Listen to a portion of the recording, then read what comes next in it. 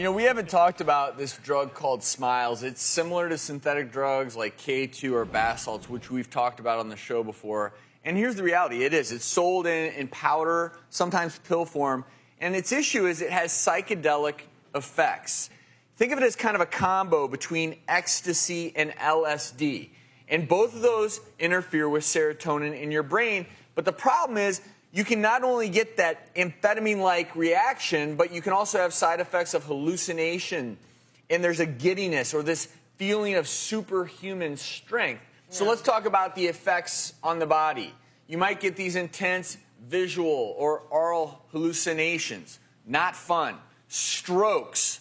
Not fun. Kidney failure. Not a smile on your face. Seizures. Is anyone smiling? High blood pressure. No fun. Nausea, vomiting, and this doesn't even include the bad trips where you take this drug and are overwhelmed with feelings of fear and panic. And I think that's where the problem is. There's a tendency to think that because you can buy these synthetically, maybe even find them over the counter, mix them in with chocolate. That's how they're doing it, right, Jim? Chocolate. It comes mostly in a powder, but then it's often added to chocolate or candy to kind of stabilize that powder before you eat it. And that's a big problem. And kids, this is not going to make you smile. No.